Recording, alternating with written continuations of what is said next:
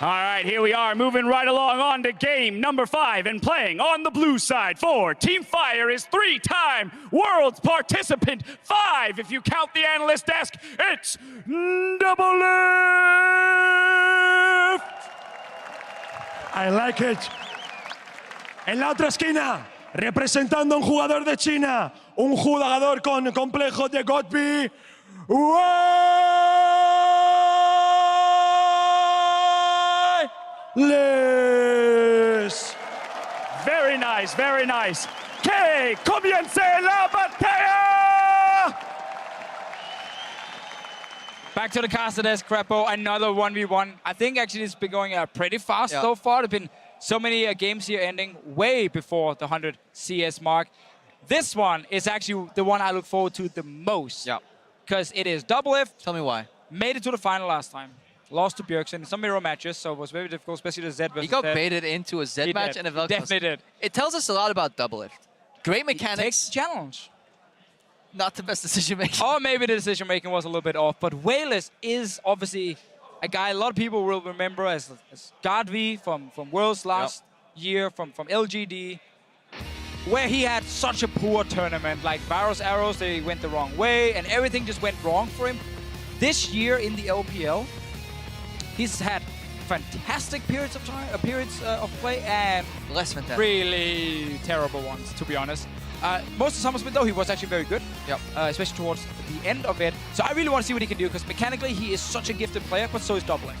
And Doublelift, honestly, was fantastic last year in the 1v1s. So much as we like to joke about him because he can take them, he is extremely proficient, especially in trades on AD carries. He really understands when is the right time to go for a minion, and when is the right time to go for a trade. And we get to see some of the AD carries being removed, obviously, because you are playing as a mid laner versus an AD carry. Syndra has to be taken away. Something like LeBlanc is something that We1less can play, but he also has a pocket pick. He played a lot of Corgi mid lane in the LPL, and I think Corgi is just fine in the 1v1 map if you don't feel too comfortable playing like one of the available AD carries. The problem with Corgi is, I would say maybe mana, but Mana if is you an issue. optimize your poke again on minions and champions at the same time, you can whittle down the sustain game. One final ban remaining here. I like that we're getting rid of, hopefully we get a cannon ban so we can still see things spiced up. Yeah, some new things all the time. I think there's been a lot of diversity so far, which has been very interesting to watch. Things like Tom Kench is still available. Not expecting any of these two guys to play it. You're even better. That one was probably not needed versus Doublelift. Wrong guy in the bot lane, I feel, with that ban. They might be setting up for the LeBlanc pick that he wants to go for, though. If you play versus Draven, the dash cancel is embedded in that kit. Obviously, other AD carries can't do that. Because if you screw a LeBlanc out of her W advancement, obviously, she's going to have a hard time. Would be great to finally see LeBlanc here. She's a pick that's obviously banned quite often after the rework. She's definitely the strongest assassin right now, but too strong here and there as well. And it is a champion that We1less has played so many times in the past. Always been a great assassin player.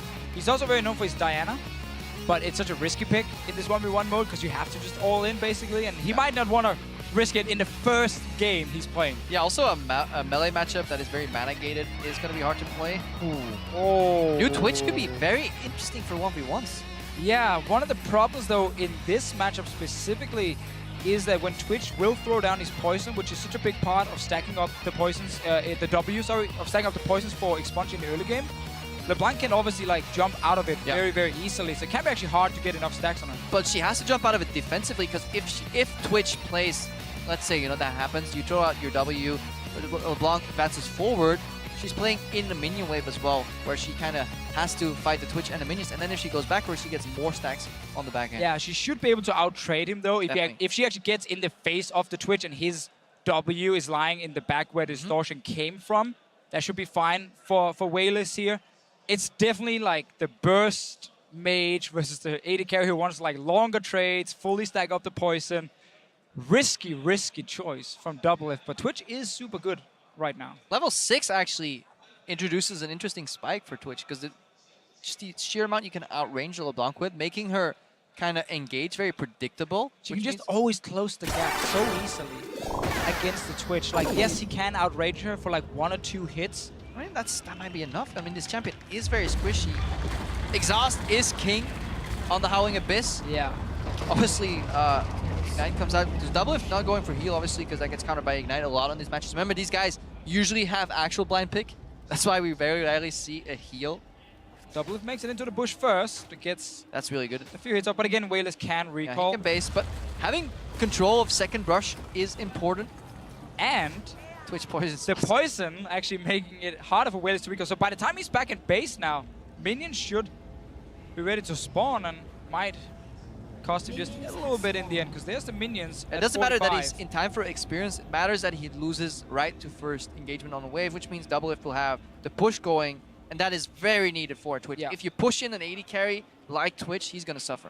And one of the big things, especially when one guy is slightly behind on how fast they make it to the middle, is if you can make it into the second brush, like the enemy's brush, it's so easy for you to like weave in and get like again that green fire gives extra auto attack on them, making it much harder for them. Chain first from We1less does deal a lot of damage if you get the second proc. It works if you're behind, because you know this 80 carry is going to kind of start walk up on you, like right there. But Doublelift still had to push. Notice how he did. Once he's 1 minion ahead, he knows he can actually go for little trades in between as well. That's strong from Doublelift. Yeah, what Doublelift also can do in this matchup, now that it's against an AP champion, is go Hexstring. Of course. Which is so huge with Hexstringer, Barrier, Exhaust. Like, there's so many defensive tools against like a lot of burst from another champion, making it much easier for him to win trades. But that's obviously in 1300, 1400 gold. Yeah, we're also about to witness the main weakness of a LeBlanc pick is CSing on a turret. Really hard to do so if you're not having access to continuous mana pool. Yeah, we talked about how the tower works with the caster minions. With the melee minions, it's actually even more annoying because the tower will deal about 50% damage on the melee minions. So if you don't hit it at all, the tower will just take it down on the second shot, and there's really nothing you can do against it. We1less went for a W that lasted a minion at the same time and hit Doublelift, but his E missed, which gives Doublelift the preferential trade. He needs to keep this wave position like this, though. He's waiting for the minion, the relic to spawn. He gets it. These guys obviously have practiced a metric ton of games, so they know exactly when this relic comes out. Yeah, LeBlanc will keep missing CS on the tower 100%. And also allowing Doublelift to throw the poison down exactly where he did it here. So We1less has to decide between standing in the poison and getting the last hit. But Doublelift just took a power shot there. That's the problem. This poison will continuously give you tower aggro the second you step forward, because Doublelift was setting up to punish We1less when he went for a CS, but the tower triggered a lot earlier than he expected. And this was huge because Doublelift instantly used Exhaust. We1less kept his. He went for like a bait all in, where he goes for the summoner spell, jumps instantly back, and now, because he has Distortion, he can close the gap again with Exhaust. He can go for a fake base into Q. Oh, he tried to. Because the chain is down. If he use the sweeper. There we go. Damn, I got so into that. Don't yell that loud, man. Ah! We can hear. They're like really close. Got the spot. That's why you go with sweeper. You actually can't go any ward trinkets anyway, because they wouldn't make any sense on this map here. And We1less again, he wants to jump in with Distortion, Exhaust onto Doublelift, and try and all in him in that potential trade, but there is still barrier for the Twitch. Oh, this is going to be big punish. Second, the W misses here. The momentum shifts to Doublelift. The lane is neutral right here. Doublelift has access to the creeps earlier. Look, yeah, he's just going to use that W for wave clear. Doublelift taking control again of the matchup. Definitely, but We1less constantly moving forward. It seems like he just wants a bit of poke damage. Now Doublelift will have to be so careful because We1less can actually engage and take him down. I like how We1less is just playing like the poke game. It looks like he's all-inning every time, but he instantly jumps back. Yeah, Doublelift sitting on 1,200 gold, going to base here. Bought a Thorn's Blade, and then we're like, whoops, wrong item, sold it again. And of course, it's going towards Hexstringer. We1less might have to just push this out and go back because he doesn't want to be this many items down. But once level 6 first, most likely. Reset the wave as well, but look at how annoying it is for LeBlanc. She never wants to use spells on the waves. Yeah, and she's actually too far away from level 6 to get it before Doublelift is back in this lane here. So he's not really losing out on anything, and he is going to get quite an advantage on CS. Yeah, he could actually just freeze here too, to deny a couple of creeps. But again, this is not in the matchup where it goes to 100 CS. If this was a 100 CS matchup, a freeze would deny about 4 creeps by the time We1less is back. But it would put you on the risk of then having to CS on a tower. You would only freeze if you have an AoE champion that then can immediately clear out the wave. And now if you guys look at the items, you see Doublelift had to spend all his gold on actual items and no sustain in here other than what he gets from the Dorn's Blades here. Where We1less actually managed to get some sustain with the potion, and that can be very important when he's jumping in and poking and then jumping back and trying to out-sustain a little bit. We are looking at a minor experience advantage for Doublelift, though. This may just end once he hits level 6, he is super close right now. You guys can't see it from the camera.